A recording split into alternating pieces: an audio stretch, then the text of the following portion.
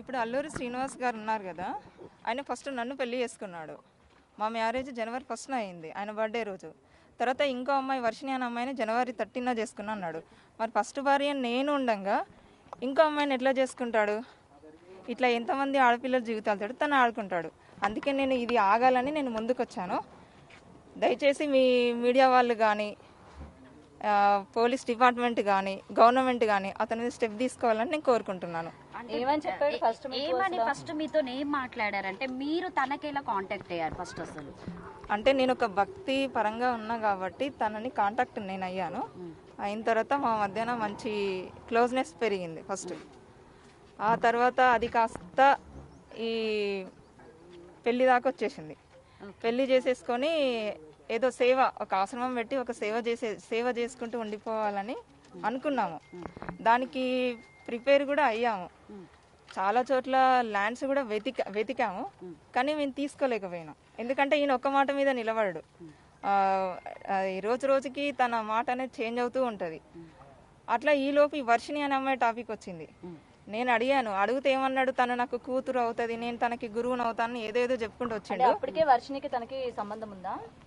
అది నాకు ఈ మధ్యనే తెలిసింది. నేను మీ న్యూస్ వాళ్ళ ద్వారానే చూసాను. వీడియోస్ చూడడం వల్లనే ఇప్పుడు నేను తెలుసుకున్నాను. తెలియడం జరిగింది. అంతే, అంతవరకు తన దగ్గర అన్ని దాచిపెట్టాడు. అప్పటిదాకా మీతో ఫోన్లు మాట్లాడడం చేస్తున్నాడు, నాతో ఫోన్ మాట్లాడుతూనే ఉండే. కానీ ఇప్పుడు గత ఒక 20 days అంటే మార్చి ఎండింగ్ లో ఏంటంటే ఆ అమ్మాయిని నేను పెళ్లి చేసుకుంటాను, ఇంకెప్పుడు నువ్వు మళ్ళీ నా లైఫ్ లోకి రాకని చెప్పేసి అంటే మీరు బ్లాక్ లో పెట్టేశాడు. మన వైష్ణవిని పెళ్లి చేసుకున్నట్టు మీకు కూడా ఏమైనా పెళ్లి చేసుకోవడం జరిగిందా? ఏమైనా ఉన్నాయా? చేసుకున్నాడనే చెప్తున్నాను. అంటే ఎలా నమ్మారు? అంటే పెళ్లి అంటే తను కూడా తాళి చూపి అమ్మా, తాళి చూపి. అది ఎక్కడుందా తాళి? తాళి ఉన్నాయి నా దగ్గర, కానీ నేను తన మెడలో, నేను చెప్తున్నాను, తన మెడలో వెండి తాళి ఉంటది. మీరు చూసారా, అగోరి మెడలో వెండి తాళి ఉంటది, అది నా మెడలో తాలే. నా దగ్గరికి వచ్చి తీసుకొని వెళ్ళిపోయాడు. మార్చి 10th రోజున నా దగ్గరికి వచ్చి నా తాళి కట్టింది. ఈ తాళి కట్టడం చేత అమ్మాయిని ఇబ్బంది పెట్టాడు, ఇది మెడలో వేసాడు.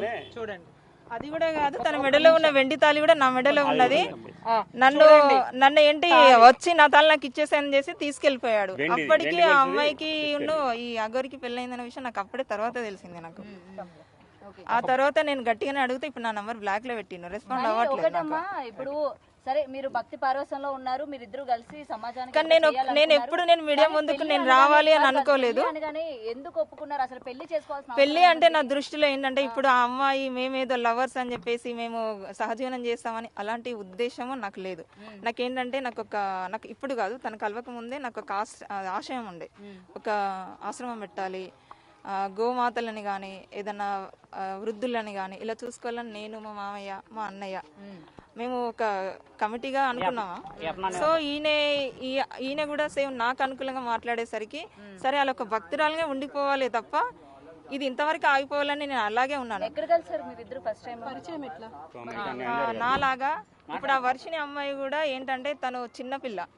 సో తను ఏంటంటే తను లవ్ చూపిస్తాడు. ఎలా అంటే ఇక అది ఒక మీ నిజమైన ఆయన అంటాడు కదా, అంగం అని, అంగం ఉన్నోళ్ళు కూడా చూపెట్టలేనంత ప్రేమ చూపిస్తాడు.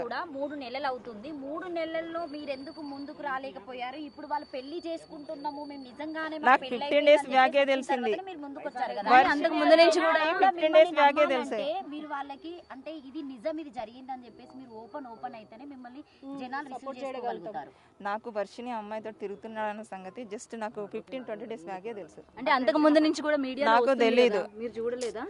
నాకు ఆ అమ్మాయితోటి నేను అంతకుముందు నేను ఇది పట్టించుకోలేదు. జస్ట్ 20 days బ్యాక్ ఈ వర్షిణి అమ్మాయి బయటకు రావడము, తర్వాత ఆమెను పట్టుకొని తిరగడము అదంతా నేను అడిగాను. కానీ పెళ్లి అనేది ఈ మధ్యన రిలీజ్ చేసిండ్రు కదా, అందుకే నేను ముందుకు వచ్చాను.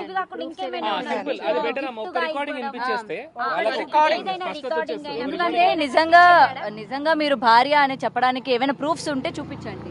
నా దగ్గర వాయిస్ రికార్డ్స్ ఉన్నాయి.